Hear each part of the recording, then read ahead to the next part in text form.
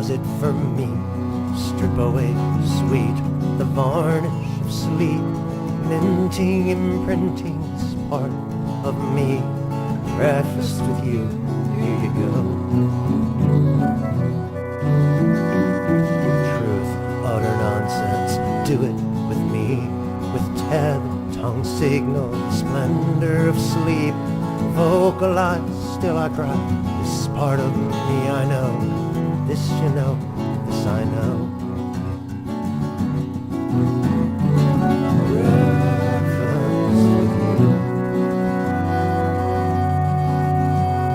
Sunrise does it for me. Fire infused with color, dream. Blazing, reglazing this part of me. Breakfast with you, here you go.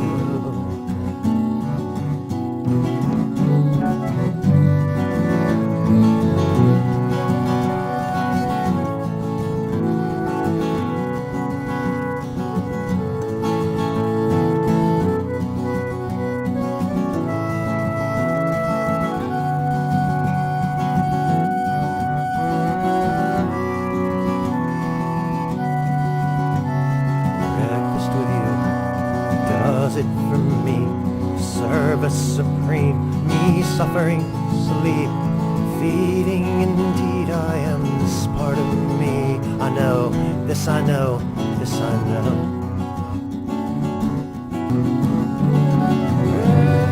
Breakfast with you. Yes, thank you. Does it for me, sugarcane, rain, spice up the dream, addicting, uplifting this part of me. Spearmint, here you go. Sunrise, here you go. Nonsense, here we go. Thank you, here I go.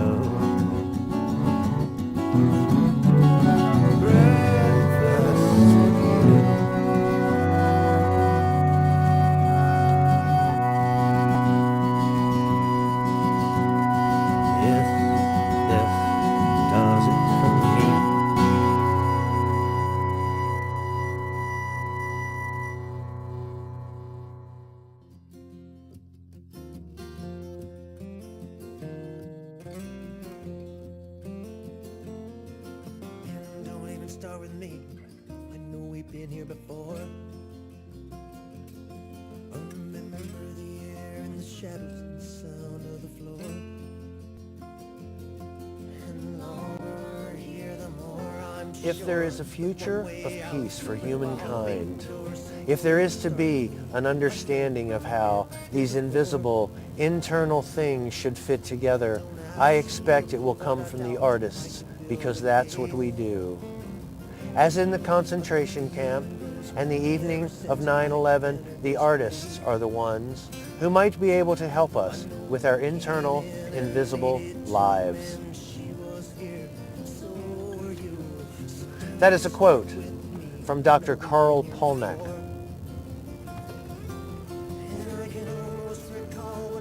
Conversations with Dog is a show about opportunity. It's a show about opportunity for the arts and for artists. It is an outgrowth of a CD called It's Time That Time Was Overthrown and a book called The Now Experientiality, The Way of Unity, co-authored by our producer, Greg Allen Morgaglione, and his sidekick, Alice the Canine Messiah.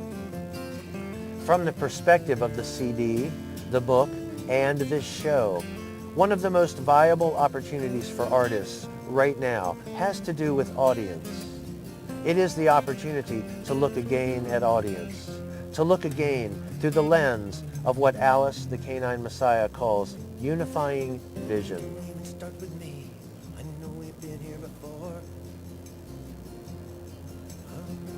Artists tend to see audience divided. Over here we have what you might call traditional audience, and over here we have what is called charity audience. And we tend to see charity audience as poor them, and charity audience tends to be mostly ignored. In the arts, we seem to do things for charity audiences or about them, but on a very small scale, and relatively rarely do we do anything with them. Rarely do we engage in the artistic moment with charity audience.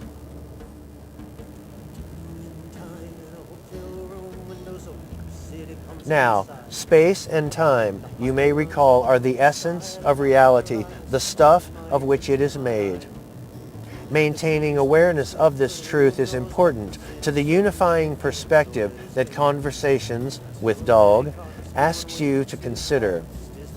Because oddly, it is almost always the case that the further away in space and time that a perceived charity audience is, the more that the arts and artists seem to feel called to do something for or about them. Well, one of the goals of Conversations with Dog is to get musicians to look again at the local opportunity of community venue audiences. What we refer to as community venues are places where music is welcome, but generally lacking. They are places such as senior homes, senior communities, nursing homes, rehabilitation facilities, and so on. The segment of the population being left behind as charity audience is rapidly growing, even as traditional audiences are not. This month, we're going to open with a bit of a reading from an address given by Dr. Karl Paulnack, because what artists seem to have forgotten, says Alice the Canine Messiah, is that showmen are shaman. Music, all of art really, is essential to human life, essential to survival. It is a healing entity, and we, the artists, are healers. And Dr. Paulnack considers himself a healer, but he is not a medical doctor. Dr. Paulnack is the director of music at the Boston Conservatory, and he gave this welcome address, from which we will read, to parents of the incoming class of 2004. In the opening to this address, Dr. Paulnack speaks to the great presence of art in the concentration camps of World War II. And he speaks of how music led the way to recovery, to a sense that life will go on after September 11th. And he speaks of how the ancient Greeks taught that music and astronomy are two sides of the same coin, that music deals with those invisible internal objects and how they are aligned. And Dr. Paulnack then speaks of the most important concert of his life and the experience that caused him to regard it as such. He says that the most important concert of his entire life took place in a nursing home in a small Midwestern town, where he was playing with a friend who is a violinist. He says, we began, as we often do, with Aaron Copland's sonata, which was written during World War II and dedicated to a young friend of Copland's, a young pilot who was shot down during the war. And Dr. Paulnack says that quite often they will talk to their audience about the piece they're going to play. But in this case, they chose to talk about the piece later in the program and just come out and play Aaron Copland's sonata without explanation. Well, midway through the piece, an elderly man seated in a wheelchair near the front of the concert hall began to weep. This man, Dr. Paulnack says, was clearly a soldier. Even in his 70s, it was clear from his buzz-cut hair, square jaw, and general demeanor that he had spent a good deal of his life in the military. Dr. Paulnack says he thought it was a bit odd that someone would be moved to tears during that particular movement of that particular piece. But he says, it wasn't the first time he had heard crying in a concert, and so they went on and finished the piece. And he says, when we came out to play the next piece on the program, we decided to talk about both the first and the second pieces, and we described the circumstances in which the Copeland piece was written and mentioned its dedication to a downed pilot. And this gentleman, who had been moved to tears, became so disturbed that he had to leave the auditorium. He did not return during the performance, but he did come backstage afterwards, Dr. Paulnack says, tears and all, to explain himself. And what he said was this: "During World War II, I was a pilot, and I was in an aerial combat situation where one of my team's planes was hit. I watched my friend bail out and watched his parachute open.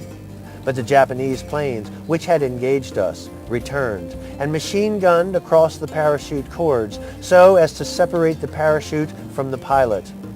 And I watched my friend drop away into the ocean, realizing that he was lost. I have not thought about this for many years, but during that first piece of music you played, this memory returned to me so vividly that it was as though I was reliving it. I didn't understand why this was happening, why now, but then, when you came out to explain that this piece of music was written to commemorate a lost pilot, it was a little more than I could handle." "How does the music do that?" asked the gentleman. "How did it find those feelings and those memories in me?"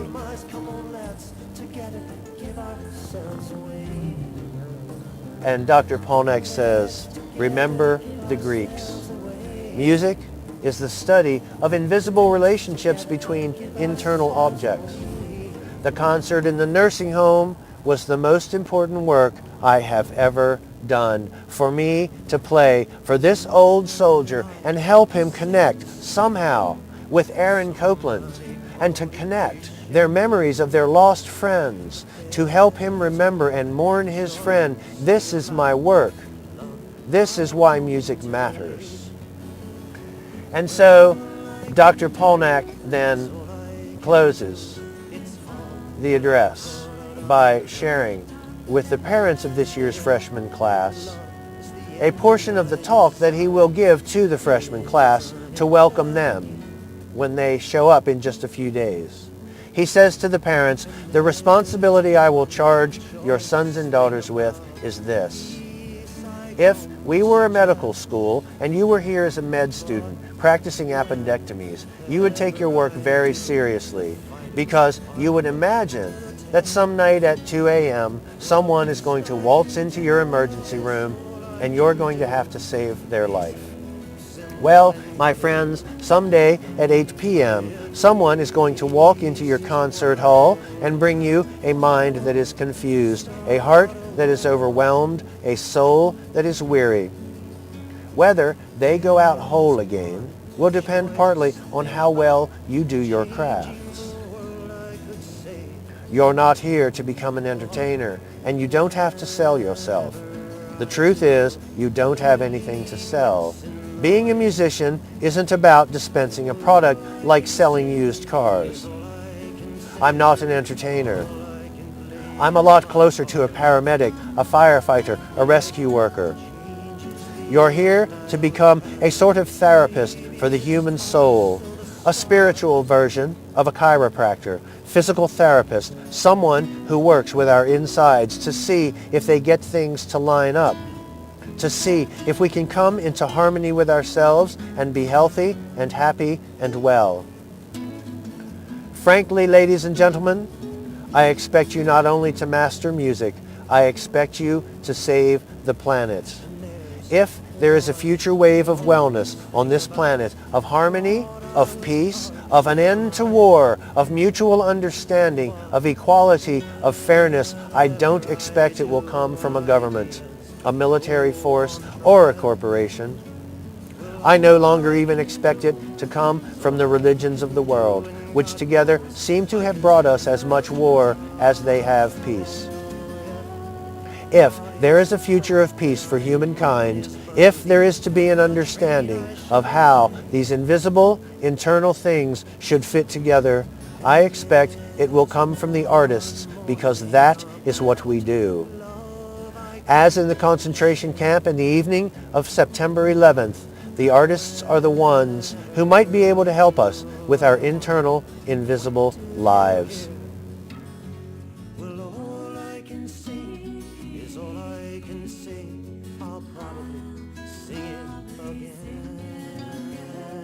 If love is the end I desire, doesn't that make it the means? Oh, if love is the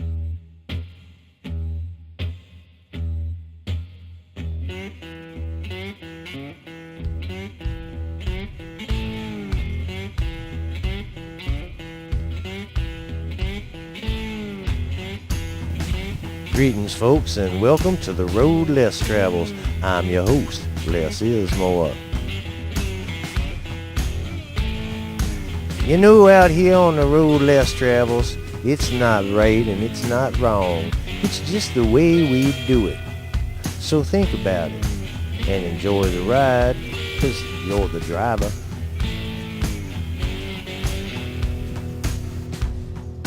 Baby, you hurt me so, and I don't know, so I'll save us both.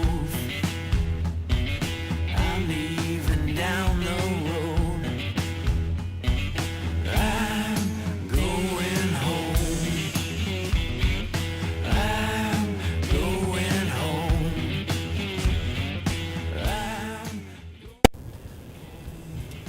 So we got old Hunter Wolfe here in the van. Good to see you, Hunter. Good to see you. So yeah, talk to me a little bit, Hunter. It's funny, I've been listening to some blues lately. I've been listening to your record, of course, the fine CD, The Go. Thank you very much. But talk to me a little bit about the blues. How'd you get into playing the blues? I've always been rooted in the blues. It got a hold of me when I was a child. Our mother always played blues music on the radio and on CD in the house. So I was always exposed to that stuff, that music, that life growing up. And she played other stuff, just the regular radio too, and I never wanted to listen to that. When I first started out grabbing hold of a certain type of music, style of music, it was always the blues for me. And it's definitely something that's rooted in my soul and in my heart, and it's something that I can just attach to and understand better than most anything else. The blues is the foundation to all modern music. Another really closely related style is rap, which a lot of people don't know. And if you told them that, they'd be like, yeah, right, whatever. But those two I found are the closest out of most styles today. Rock and roll is very influenced by the old sound. And Well, speaking of that, I noticed you had a rap piece on intertwined sort of into one of your songs. yeah, I'm all about mixing styles and creating something not necessarily new, but something you haven't heard in a while, or putting a new twist on an old thing. You know, I don't know exactly where I want to end up. I know it will always be with music. I love music. I love music more than anything, just about. It's right up there with God and family for me. I will never do anything else as long as I'm blessed with this gift to be able to create music. And the long-term goal is just to be happy making a living playing music. Music makes me happy. Music makes So to be happy as you go along. Exactly. All right, so put the two ideas together, though, that you're playing the blues and the blues really resonates with you, and yet you're happy. That's an interesting concept, isn't it? Playing the blues and being happy. Well, I mean, let me go on, because it goes to this idea of we got to keep the blues alive. yeah. And on the one hand, that sounds, well, of course, it's a traditional form of music, and I believe it's an American form of music, and so there's all kinds of reasons to keep the art form alive, but then again, at the same time, we got to keep the blues alive. It's like, what are you talking about? Yeah. I don't even get the blues. Yeah. You know? So go ahead, Hunter Wolfe, talk to us about that. The foundation of the blues and what it originated from it was not that somebody was wallowing in their sorrows and so upset and this is what they came out with. It was more of a release. It was, instead of wallowing in your sorrows and feeling down and feeling sorry for yourself and just being depressed and miserable, it was a release. It allowed you to let go of whatever was getting you down. And the Slaves really hit on that. They went out and did field hollers, and together they just released all of that anguish and pain through music. And so keeping the blues alive, it's not necessarily keeping an art form that brings up bad memories and pain. It's keeping an art form that allows you to release all of that pain. The blues is something you just grab hold of and let go at the same time. Right, so literally very emotional. Very emotional, very, very emotional. Somebody that really has lived the blues or knows what it's like and that plays the blues, you can just see it on their face and their expression, and every single note that comes out of their guitar or their voice or whatever, even drummers. I mean, there are some blues drummers that every single hit of a tom or a snare is just, you can just feel everything that they were feeling. Something like that is incredibly emotional. It brings tears to people's eyes.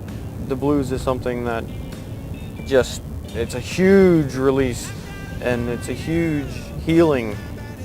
It's got so much power in the music when you really live it and play it. It's interesting. You gave me the image of, it's like we have these things in our lives, no matter what our lives are, that can bring us down, and singing them out is a way to be uplifted by these things that bring us down, and then just keep on going with your life. Exactly.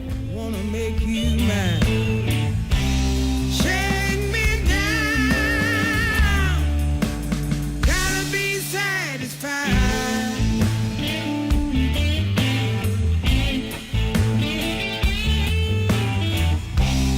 Run me around.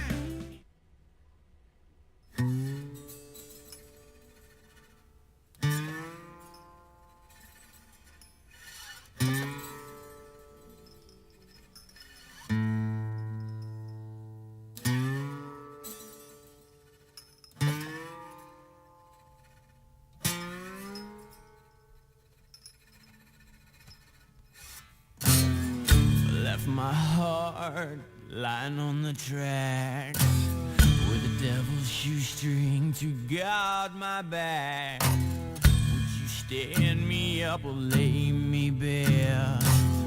Or will that train roll right through there?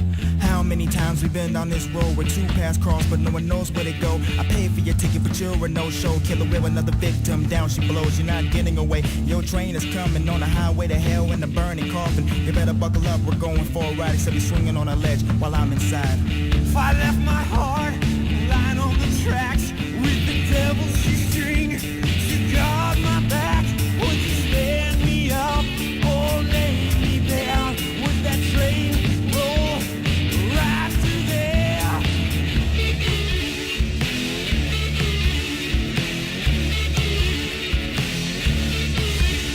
And you can scream all you want, no one can hear you. Your ears are gone now, your own sound will kill you. You mess around once, the karma's no stitch, but you mess around twice, the karma's a glitch in the system you no longer own. A shadow's mist, dark and alone. You're all grown up, live by yourself with. Wonder how you're gonna pay for your healthcare. If I left my heart lying on the tracks with the devil's shoestring to guard my back, would you stand me up or lay me bare?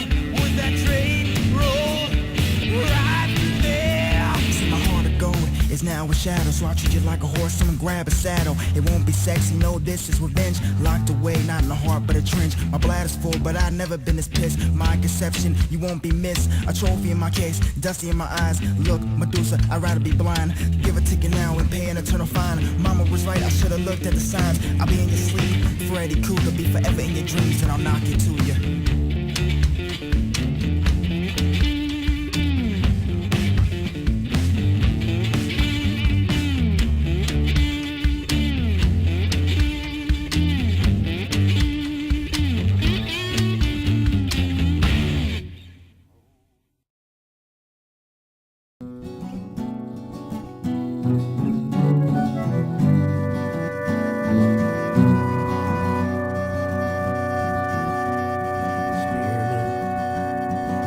Does it for me, strip away sweet, the varnish of sleep, minting, imprinting this part of me. Breakfast with you, here you go. Truth, utter nonsense, do it with me, with Ted, tongue signal, splendor of sleep. Vocalize, still I cry, this part of me I know. This you know, this I know. Breakfast with you. Sunrise, does it for me. Fire infused with color, with dream. Blazing, reglazing this part of me. Breakfast with you, here you go.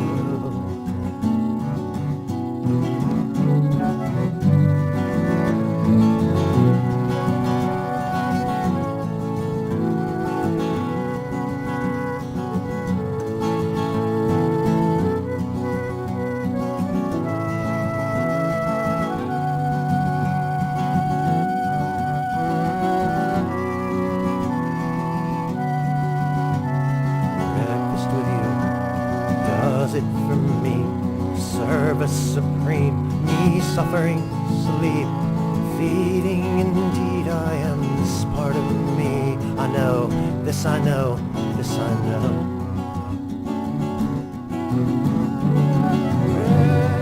Breakfast with you. Yes, thank you.